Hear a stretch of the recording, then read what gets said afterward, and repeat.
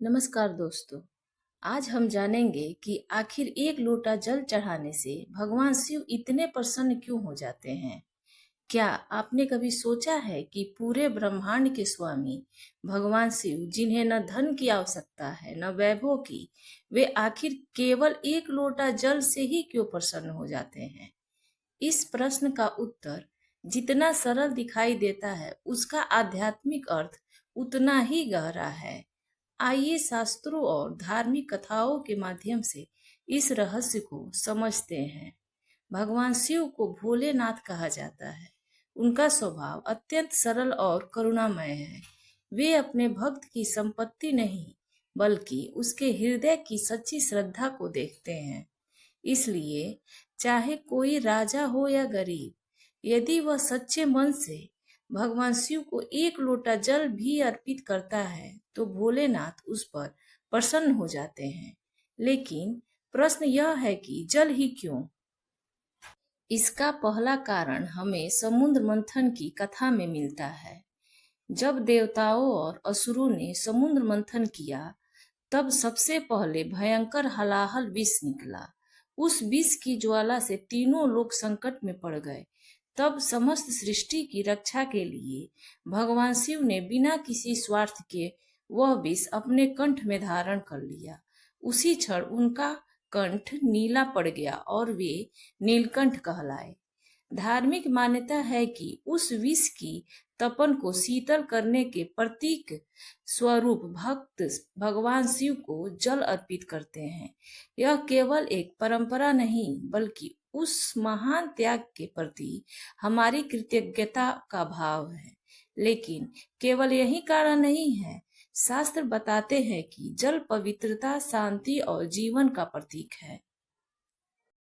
मेरी समझ में यह केवल धार्मिक परंपरा नहीं है। यह हमें याद दिलाती है कि भगवान शिव ने संसार की रक्षा के लिए स्वयं कष्ट सहा। जब हम जल अर्पित करते हैं तो हम उनके उस त्याग के प्रति अपना सम्मान और कृतज्ञता भी व्यक्त करते हैं। जिस प्रकार जल स्वयं निर्मल रहता है और दूसरों को भी शुद्ध करता है, उसी प्रकार भगवान शिव चाहते हैं कि उनका भक्त भी अपने मन को क्रोध, अहंकार, ईर्ष्या और छल से मुक्त करे। यदि कोई व्यक्ति केवल जल चढ़ा दे लेकिन उसके मन में घृणा और अभिमान भरा हो, तो उसकी पूजा अधूरी मानी जाती है। लेकिन यदि कोई व्यक्ति सच्चे मन से प्रेम और श्रद्धा के साथ केवल एक लोटा जल अर्पित करे, तो वही पूजा भगवान शिव तक पहुंच जाती है। यही कारण है कि भगवान शिव को आशुतोष कहा गया है, अर्थात जो थोड़े से प्रेम और भक्ति से भी शीघ्र प्रसन्न हो जाते हैं। मुझे लगता है कि यदि मन अशांत है तो केवल पूजा करने से बात पूरी नहीं होती। सच्ची पूजा तब होती है जब हमारा व्यवहार भी शांत, विनम्र और दयालु हो। शिव जी हमें यह भी सिखाते हैं कि ईश्वर तक पहुंचने के लिए धन की नहीं, बल्कि समर्पण की आवश्यकता होती है।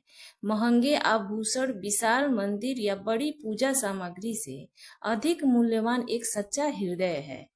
जब जल शिवलिंग पर निरंतर बहता है, तो वह हमें यह भी याद दिलाता है कि जीवन में अहंकार और बुराइयों को भी उसी प्रकार बहा देना चाहिए। जो व्यक्ति अपने भीतर की नकारात्मकता को छोड़ देता है, वही वास्तविक शिव भक्त कहलाता है। मेरे विचार से शिव जी को जल की आवश्यकता नहीं है, आवश्यकता हमें है। अपने मन को नम्र बनाने की और अहंकार को छोड़ने की, ईश्वर के प्रति सच्चा समर्पण सीखने की। शायद यही इस परंपरा का सबसे बड़ा संदेश है।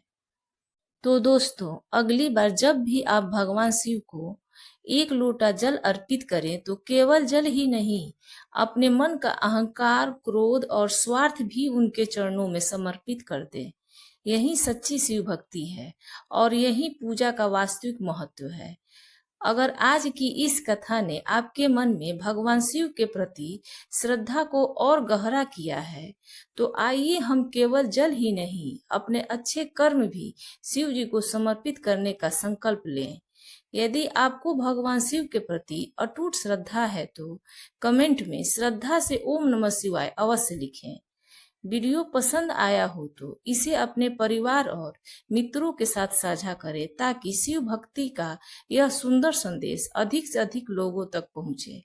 ऐसे ही सनातन धर्म से जुड़ी ज्ञानवर्धक कथाओं के लिए हमारे चैनल को सब्सक्राइब करना ना भूलें। हर हर महादेव।